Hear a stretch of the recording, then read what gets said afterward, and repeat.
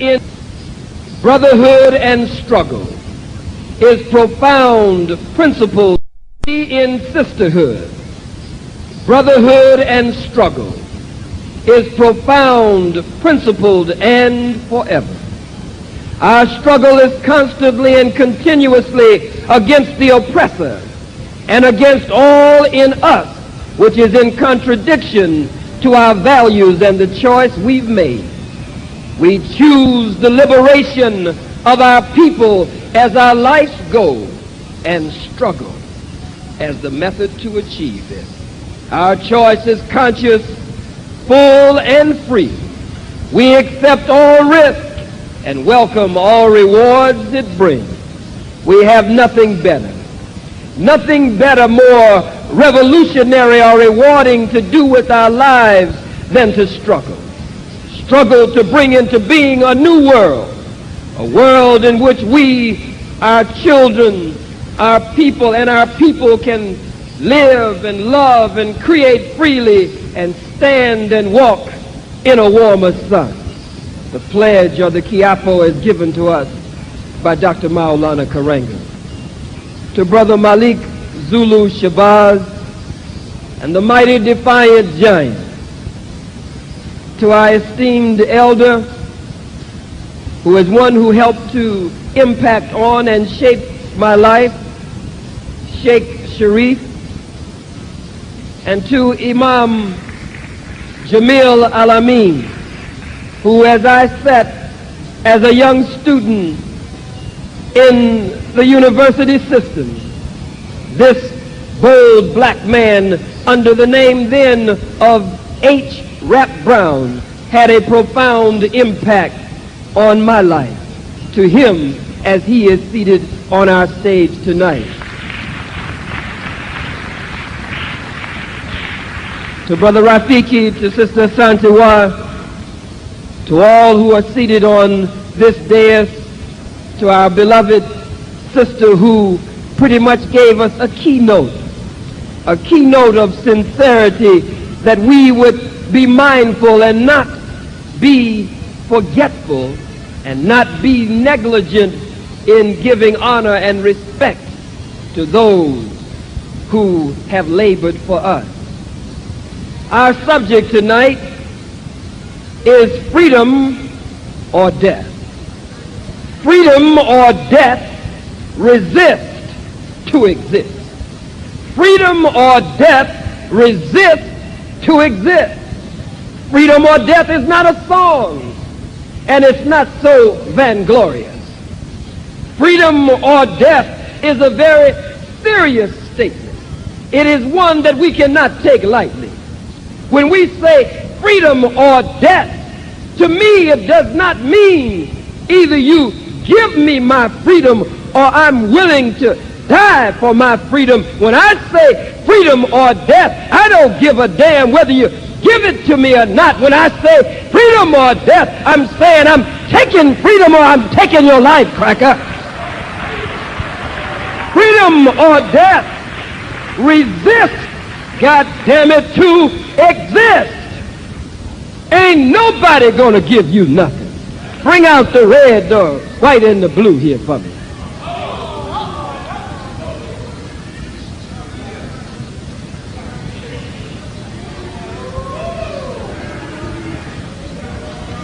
Let's unfurl the girl. Last night we talked about the Statue of Liberty, the whore in New York Harbor. This flag holds no freedom, justice, and equality, no liberation and salvation for the black nation.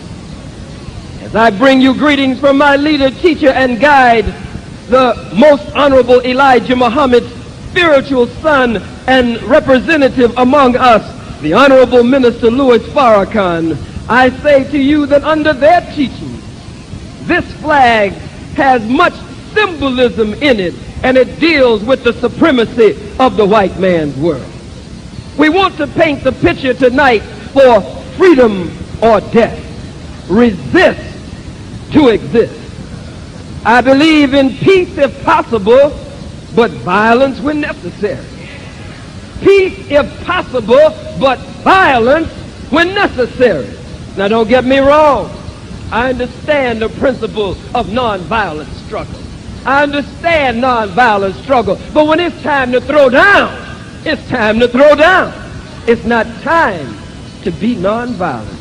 In the book of Ecclesiastes, in the 3rd chapter, it says there's a time and a season for everything under the sun. A time to be born and a time to die. A time to hug and embrace and a time to refrain from hugging and embracing. A time to plant and a time to pluck up that which is planted. A time of love and a time of hate. A time of war and a time of peace. A time to heal and a time to kill.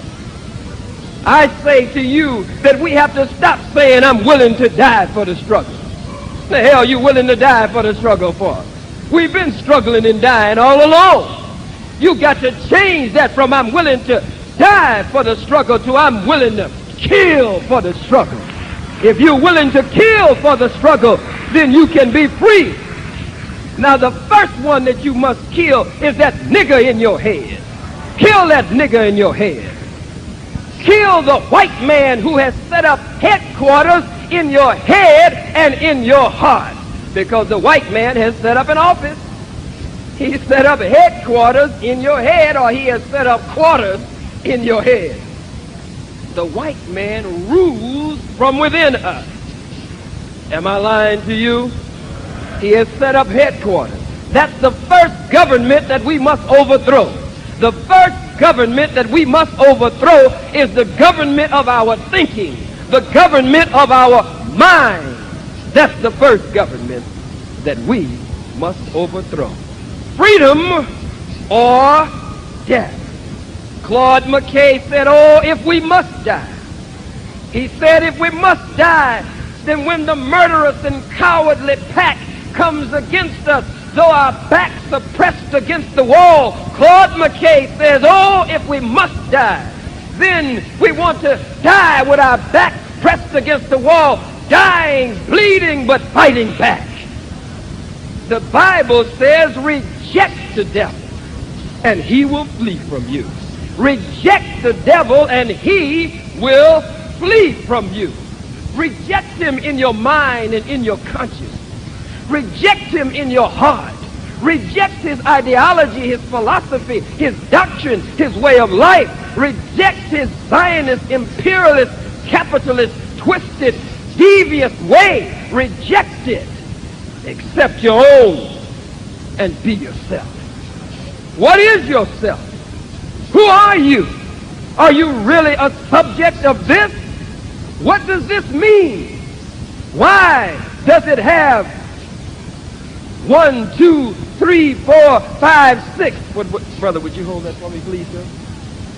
Why does it? Why does it have 6 white stripes?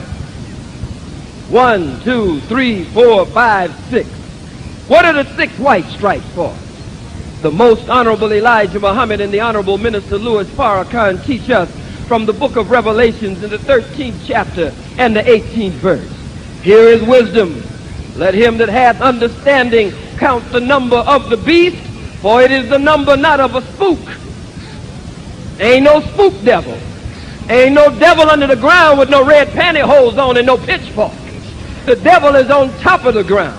There is no mystery God, no spook God sitting somewhere on a cloud or floating around Shazam or abracadabra. Spookism is an intense emotional commitment to a non-existent nothing. I'll run it again. Spookism is an intense emotional commitment. You can relax, soldier. Spookism, get this black man a black hand. The only reason he's holding it up is because he knows before the night is over, we're going to tear it down. That's the only reason he's holding it up. We're not going to pin the tail on the donkey tonight. Tonight, we're going to pin the tail on the hunky.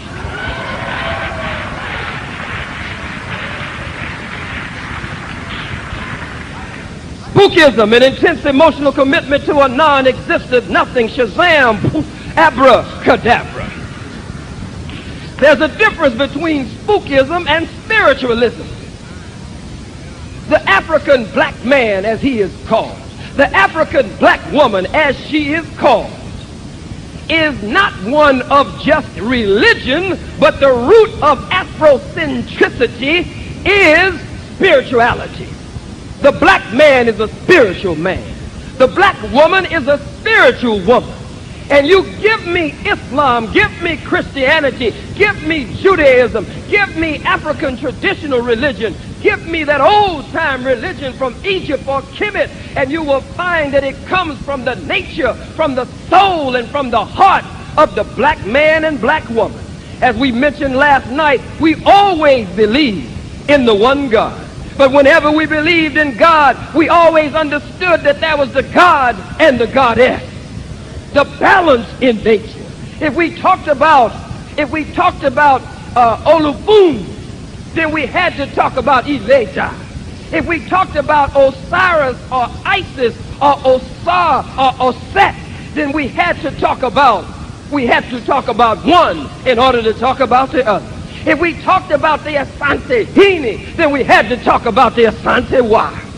We always struck the balance in nature, because man and woman, according to this Quran, are twin halves of the same essence. Man and woman are twin halves of the same essence. We are at the root of all of the world's major religions. And before the night is over, we will touch on Islam and go deeper into Islam than we did last night.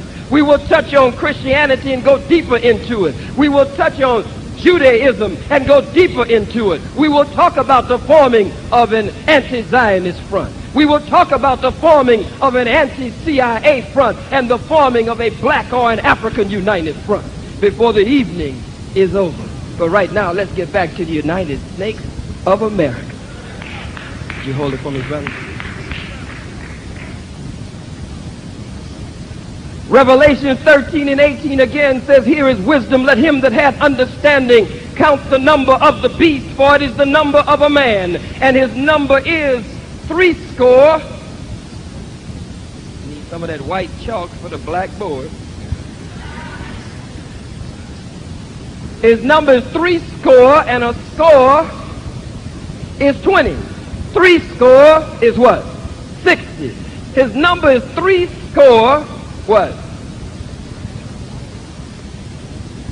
His number, according to Revelation, is 666. 666. Here is wisdom. Let him that hath the understanding count the number of the beast, for it is the number of a man, and his number is 666. 666, the number of a man. And that is the number of the white man. 6 marks the white man everywhere he goes. It was approximately 6,600 years ago that the white man came onto our planet. Approximately 60,000 were involved in this special process of sex, birth control, and genetic engineering that caused the grafting of the white race out of the original black nation. The white man, when he buries you 6 feet in the ground. We said 6,000. Somebody will have to hold it.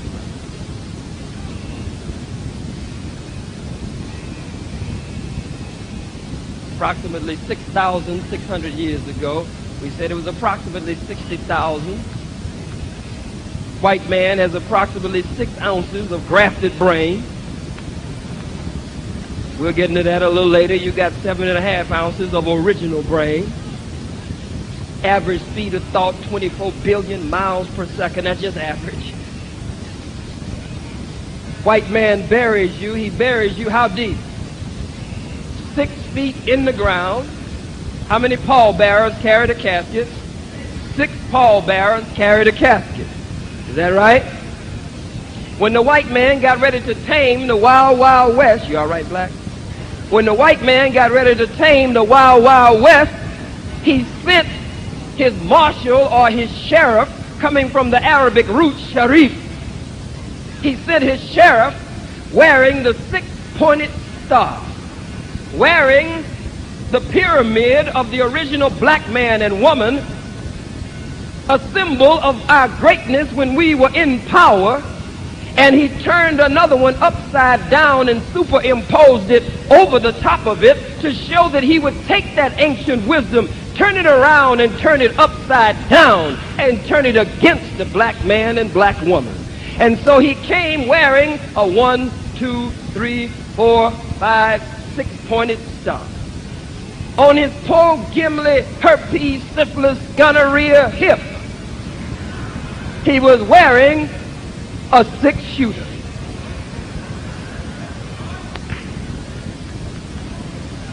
You can relax, beloved. I'll get back to it in a minute. He was wearing a 6-shooter. We're going to get into this rag in a minute. That's all it is, a goddamn rag. He was wearing a 6-shooter. Is that right? The white man's grammar system. You're studying here at Howard. His grammar, and at UDC, his grammar system is based on the number 6. Let's look at it.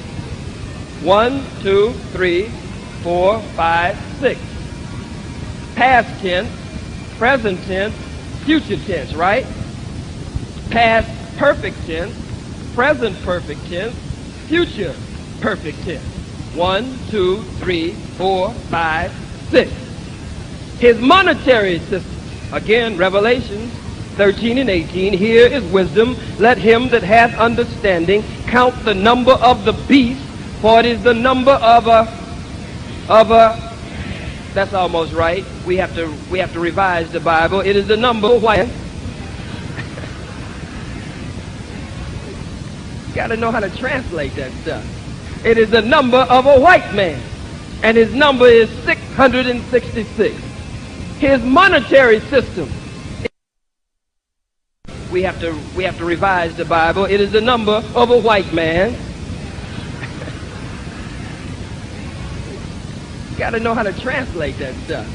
It is the number of a white man, and his number is 666. His monetary system is based on the number 6.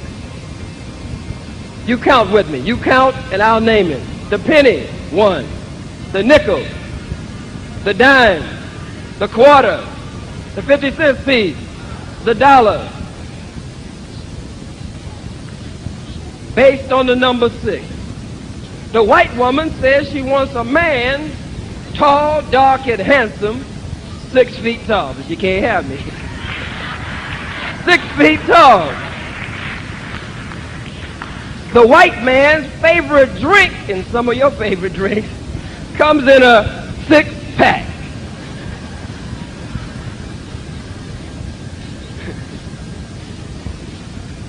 His flag, now we're really ready for it, brothers.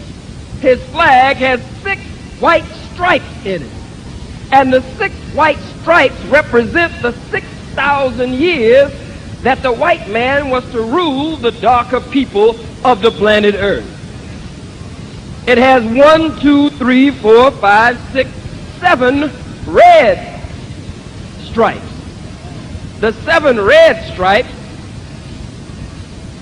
unlike this flag has a red background.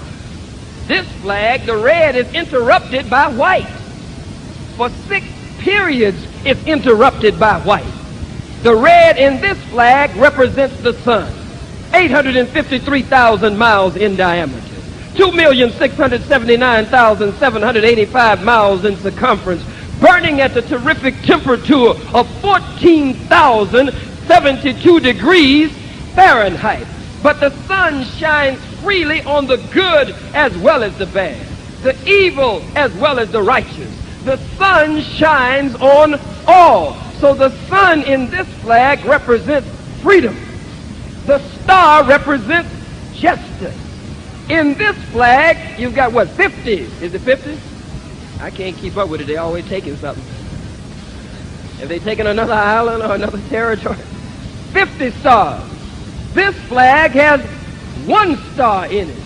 So there, under Almighty God's system, you have one form of justice.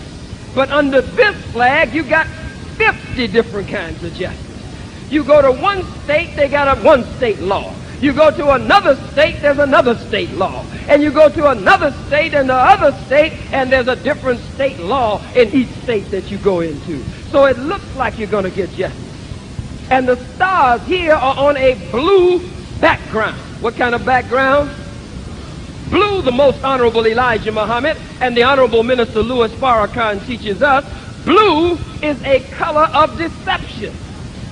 We in the Nation of Islam, in the FOI, we wear a blue uniform. We wear a blue uniform to show God's people coming up out of a world of deception and corruption and oppression, coming up into righteousness, coming up out of that world. Blue is a color of deception. It looks like the sky is blue, but the higher up you fly, you find out it's really not blue. It looks like the water is blue, but the further out you go and scoop some of it up, you find out that the water is really not blue. It looks like you're going to get justice, but the closer you get to this thing, you find out that it's really not true, that you're not going to get any justice at all. It has 7 red stripes because the 7 red stripes represent, again, freedom, meaning that it started, the world started in freedom, and it will end in freedom. But it was interrupted for 6,000 years by the rule of the white man. So it is written in the Bible, as it was in the beginning, so shall it be in the ending. That's what I say, as I mentioned last night on Cube's album, that the black man and the black woman have no birth record, no beginning and no ending, before Alpha and after Omega. This being true, as it started in freedom, it will end in freedom. You can let it down. It will end in freedom. This flag, brothers and sisters, drips with the blood of the black man and woman and the nations of the earth. But now, let us look at it. We can move it on the wing here. Many of you say, I don't dig the Nation of Islam. I'm not down with that Louis Farrakhan, Elijah Muhammad stuff, because I'm a true revolutionary. Well, what is a true revolutionary? Are you really a true revolutionary? The true root of revolution, the etymological root of revolution is revolve. In order to have revolution and revolving and motion, there must be light. In the universe, there is light. The planet Earth spins at 1,037 1/3 miles per hour, making a complete revolution on its own axis every 23 hours, 56 minutes, and 46 seconds. But if there were no light in the universe, striking the planet Earth at its imaginary equator, the planet Earth would not spin. All of the planets spin because of light. They revolve because of light. When we look at Pluto, the distant planet, 4,600,000,000 miles from the sun, Pluto spins and moves and rotates under the divine light coming by God's permission, by Allah's permission from the sun. Movement based on what? On what? But what kind of light? It can't be any kind of light. To cause movement, it must be the right light. To cause movement, it must be the right philosophy, doctrine, ideology, truth. It must be the right light. It can't be a flashlight. You can shine a flashlight on the earth. It's not going to cause a revolution. The earth is not going to revolve. It can't be a matchlight. Huh? It can't be a candlelight. It can't be a floodlight. And it can't be a Bud Light. It's got to be the right light in order to cause a revolution. How can you have a revolution if you ain't got no light? bean pies and bow ties ain't where it's at. I ain't down with no bean pies and no bow ties. Cause in all them suits and white shirts and bow ties, wearing the white man's clothes, I'm a revolutionary. Are you really? Do you understand these suits? Do you understand this bow tie? Do you understand what these men are standing for? Or is your revolution just in your head or just in the bed with some white woman? That's the question. Tell me what kind of revolutionary you are, and you're a revolutionary by day and walking your white dog by night.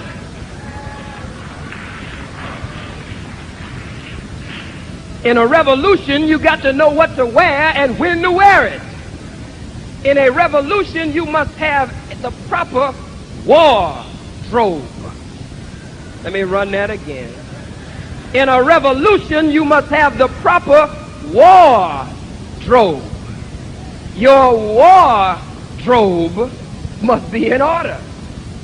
If you're in a war where you're fighting in the jungle, you must go into your wardrobe and pull out a uniform that blends in with the jungle, so that when you move through the jungle, it looks like the trees or the leaves or the bushes or the branches. It looks like the breeze is blowing the leaves, but it's really you with death in your hands and in your head and in your heart for your enemy moving through the jungle.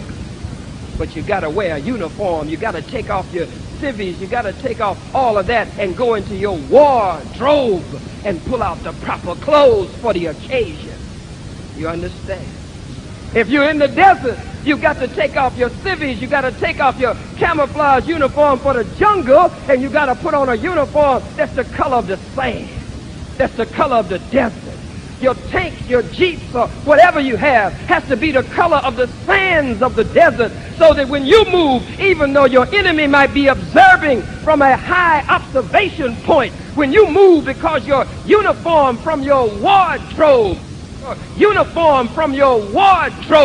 is the color of the desert, it looks like the breeze or the dust is sand is blowing in the desert, but it's really you, death, moving through the desert, advancing on your enemy. But now we don't live in the desert.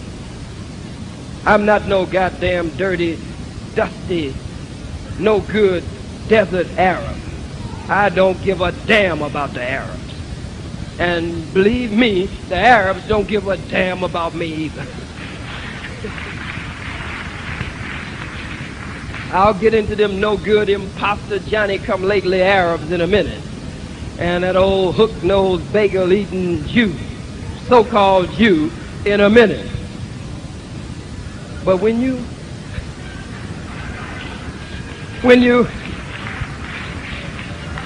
got to understand, whenever you're going to fight a war and you're talking about freedom or death, you've got to understand, again, philosophy, ideology, plan, doctrine, strategy, logistics, tactics, terrain.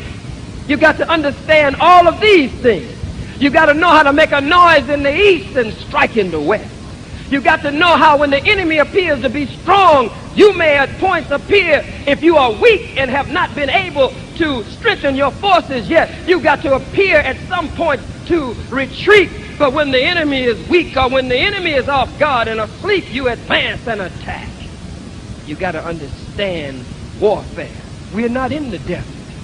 We're not in the jungle, but we're in the urban city. And so when you're in the urban city and you're a freedom fighter, you're a revolutionary, then you have to wear the uniform of the urban center or the urban city. You have to put on the proper uniform from your wardrobe. So I'm here to tell you that this is the uniform of the urban guerrilla warrior. This is the urban guerrilla warrior's uniform. This is the uniform from the urban guerrilla warrior's wardrobe. His what? His wardrobe. You can take the star and crescent off, take all your jewelry off, or wear a string tie sometime, wear a bow tie. It's fashionable, it's stylish in America. Put your bomb in your briefcase. Hypothetically, put your bomb in your briefcase. And you walk to the top of the Empire State Building. And your bomb is ticking. Tick, tock, tick, tock, tick, tock.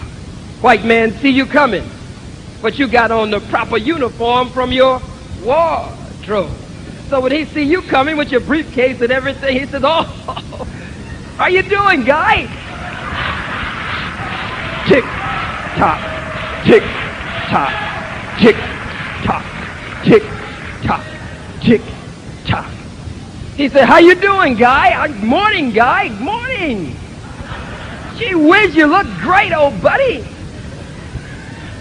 And in his mind, he's saying, "This is good fellow Willie nigger here." So that's one of my niggers there. I'm proud of that nigger. And you say, "Morning, sir. How you doing?" "Morning." Tick, tock, tick, tock. You catch the elevator, and you're on the way up, and you speak to everybody in the elevator. "Morning. How you doing?" Tick, tock, tick, tock. All the way to the top. You leave it in the appropriate place. This is for a movie, you see. You leave it in the appropriate place. Don't forget the term movie. You leave it in the appropriate place. Leave it there. Tick, tock, tick, tock. You go back and catch the elevator. "Have a nice day. Everybody have a nice day." You on your way out. "Good day, sir." "Good day, ma'am." They thought, "That's a good nigger. That's one of the best niggers we got." Why? Because you had on the proper uniform for the occasion. You chose the proper uniform from your wardrobe. These men that you're looking at, they are dressed to kill. They dress to kill. They're wearing the uniform of the urban guerrilla. The urban guerrilla must know how to maneuver. And then there are other times when the urban guerrilla has to take this uniform off. And the urban guerrilla puts on his African crown, or his queen, who is the warrior or revolutionary or freedom fighter, puts on her crown and her gown. What is the occasion? What face do I wear?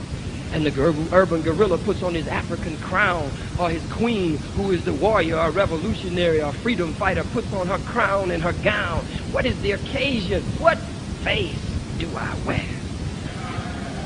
And when do I wear that face? Y'all ain't no revolutionaries.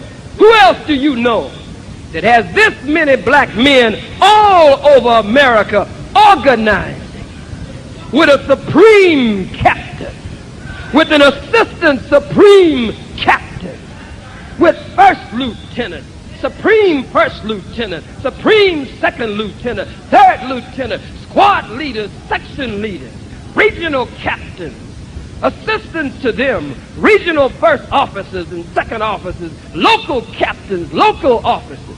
Where else do you know men organizing like this? But I'm with the brothers with the guns, armed struggle. Nigga, you don't even own a cap gun or a water gun. Who you fooling? You ain't even fired a pistol. Only thing you fire is and get scared of that when you hear it. But you are revolutionary. This is the only army in the midst of us that has the mass appeal. Oh, there are other armies forming. And before it's over, all the units are going to hook up. But this is the above ground army that is attracting the masses and waking the masses up. You must understand that when you're behind enemy lines, you must know how to maneuver behind enemy lines. You can't act like you over in some distant land and you can just walk around with your gat and get everything all together. You got to maneuver a certain way when you're behind enemy lines. Again, you got to make a noise in the east and strike in the west. You got to give your enemy one impression while you're planning something else. All military strategists will tell you that deception and the devious route and the element of surprise is the best way to go. You don't come out and tell your enemy that on such and such a day I'm going to do so and so. Hell, I ain't got to wait for you, nigga. We learn that in the street. You don't tell nobody in the street, I'm going to get you. You just wait right here. I'll be back. What's the next thing they say? They say, no, nigga, you get me. No, nigga, you ain't going nowhere. Mop. You don't tell nobody you going, I'm going to get my stuff. No, either you come with your stuff or you don't talk no stuff. Huh?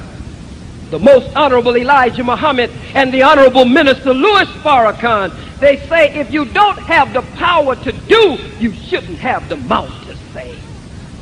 If you don't have the power to do yet, you should not have the mouth to say. You can't play revolution. This white man is nothing to play with. This white man is a cold-blooded killer. He's the most notorious gangster and outlaw on the face of the planet Earth. Look how they murdered those people in Iraq. Sister showed you the charred bodies. Look how they murdered them. Look how they dropped the bomb on Nagasaki and Hiroshima. This is a cold-blooded beast. He's not impressed by your talk. He's not impressed by your revolutionary words. If you don't have the power to do, you shouldn't have the mouth to say. The most honorable Elijah Muhammad and the honorable minister Louis Farrakhan say that no woman, no man should speak ahead of their actual power to do. Don't speak ahead of your actual power to do.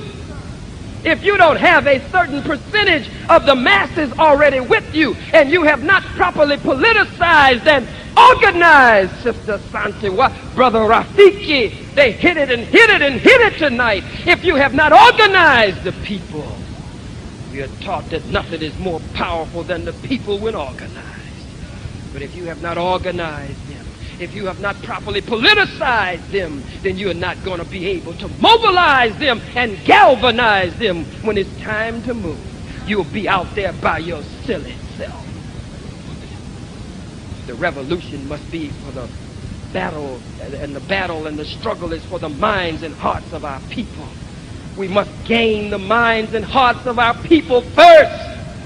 Don't waste your whole youthful life, the youth of your life, rejecting right guidance and divine leadership that God has raised up in your midst. Waste all of your years of youth talking and dreaming about a revolution, and you're doing nothing to bring the revolution except talk about it. You waste all of your years of youth, and every generation that comes along among the oppressed masses of black people in the hells of North America, every generation wastes its youth looking for some imaginary revolution, when if there's to be, and there is to be, a revolution, you must make a revolution. And before you can make a revolution, you must have revolutionary thought, revolutionary ideology, revolutionary doctrine, revolutionary philosophy, revolutionary habits, revolutionary lifestyle, revolutionary religion, revolutionary economics, revolutionary education, revolutionary love making, all the way to your pillow. You gotta be a true revolutionary. You can't be faking and shaking. You gotta be a true revolutionary. As I say on the Q's album, you gotta be saints, saviors, soldiers, scholars, healers, and killers. You gotta be saints, saviors, soldiers, scholars, healers, and killers. And you gotta know when to come in and out of each one of those roles for the balance.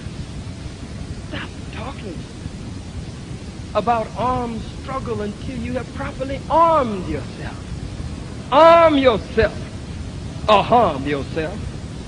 Arm yourself or harm yourself. Arm yourself with the proper knowledge, wisdom, understanding, and light that can bring about movement and revolution. That's what you got to do. Freedom or death. I don't hear that coming up out of the leadership of If we'll just take them for an example, that's our family. I don't hear that coming up out of the leadership of South Africa, so-called South Africa, or Zambia. I don't hear freedom or death on the lips of Nelson Mandela.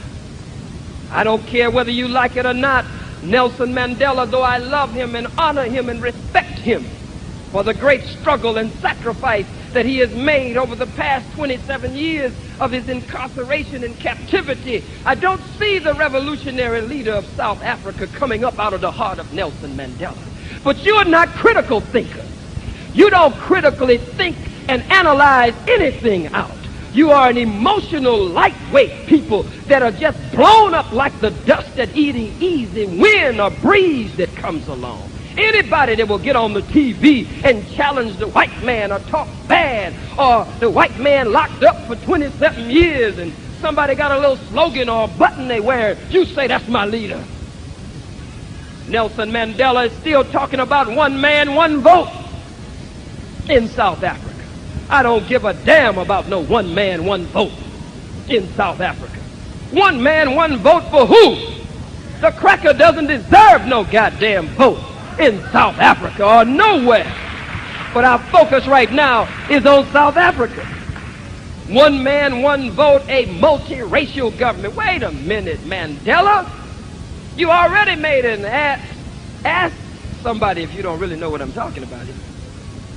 Made a behind out of himself when he came to America.